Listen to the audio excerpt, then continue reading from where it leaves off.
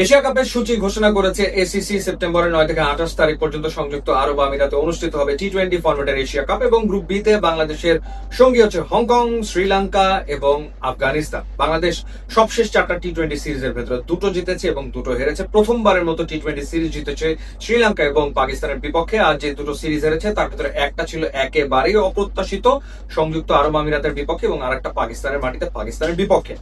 বাংলাদেশ টি-20 ফরম্যাটে ভালো ক্রিকেট খেলছে, আবার খুব যে ভালো খেলছে সেটা বলার সুযোগ নেই, কারণ এই 4টা সিরিজে বাংলাদেশ 12টা ম্যাচ খেলেছে, জিতেছে 5টাতে, কিন্তু হেরেছে কিন্তু 7টা ম্যাচে। স্কোয়াড নিয়ে যদি আমরা কথা বলি, সবশেষ আমরা যে দুটো সিরিজ জিতলাম শ্রীলঙ্কা এবং পাকিস্তানের বিপক্ষে ঘরের মাটিতে, এই সিরিজ দুটোতে বাংলাদেশের স্কোয়াডে যারা রয়েছেন তাদের থেকে হয়তো দু একজন বাদ করতে পারেন, এবং বাইরে রয়েছেন এমন অন্ততপক্ষে 3জন জায়গা করে নিতে পারেন এশিয়া কাপের স্কোয়াডে। সেই 3জন কারা?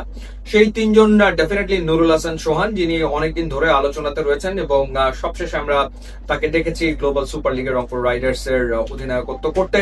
রানের ভেতরে রয়েছেন ইনফর্ম ক্রিকেটার, এবং আমার মনে হয় যে ডেফিনেটলি সে একটা কল পেতে পারে। আরেকজন হচ্ছেন মাহিদুল ইসলাম অঙ্কন, ডোমেস্টিক ক্রিকেটে ডেফিনেটলি ভালো ক্রিকেট খেলছেন অনেকদিন ধরেই। সবশেষে আমরা দেখেছি নিউজিল্যান্ড এ টিমের বিপক্ষে তিনি ভালো পারফর্ম করেছেন। এছাড়া বিপিএল এবং ঢাকা প্রিমিয়ার লিগেও তিনি ধারাবাহিকভাবে রান করেছেন। তিনিও খেলেছেন গ্লোবাল সুপার লিগের রংপুর রাইডার্স এর হয়ে। এবং তৃতীয় যে নামটা সেটা হচ্ছে খালেদ আহমেদ।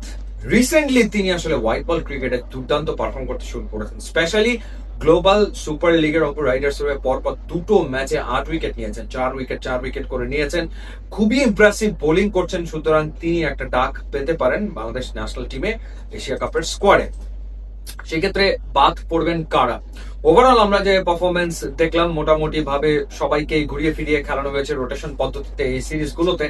এর ভেতরে আসলে নাইম শেখের দলে টিকে থাকাটা নিশ্চিতভাবেই মুশকিল হতে যাচ্ছে। তিনি 3টা ম্যাচ খেলেছেন, খুব বেশি ম্যাচ খেলেনি, কিন্তু 3টা ম্যাচের কোনোটাতেই তাকে খুব স্বাচ্ছন্দ্যে ব্যাট করতে দেখা যায়নি, খুব একটা কনফিডেন্ট তাকে মনে হয়নি, এবং টেকনিক্যাল ত্রুটি নিয়েও অনেকে আলোচনা করছেন। সুতরাং নাইম শেখ হয়তো দলে আর জায়গা ধরে রাখতে পারছে না, তিনি বাদ পড়তে পারেন। আরেকটা নাম যেটা, সেটা হচ্ছে মেহেদী হাসান মিরাজ। মেহেদী হাসান মিরাজ কি শেষ পর্যন্ত টি-20 স্কোয়াডে জায়গাটা ধরে রাখতে পারবেন কিনা সেটাও আসলে প্রশ্ন সাপেক্ষ, কারণ খুব আহামরি পারফর্ম করতে পারেননি মেহেদী হাসান মিরাজ যে ম্যাচগুলোতে তিনি খেলেছেন। তো যেখানে শেখ মাহাদি রয়েছেন স্কোয়াডে, সেই ক্ষেত্রে বাংলাদেশ টিম হয়তো আর এফোর্ড করতে পারবে না আরো একজন একই রকমের অলরাউন্ডারকে। সেই ক্ষেত্রে দুজনের ভেতর থেকে একজনকে হয়তো বেছে নেওয়া লাগতে পারে, এবং এগিয়ে থাকবেন শেখ মাহাদি। তো এই দুটো জায়গাতে দুইজন তো চলে আসতে পারেন, নুরুল হাসান সোহান এবং মাহিদুল ইসলাম অঙ্কন।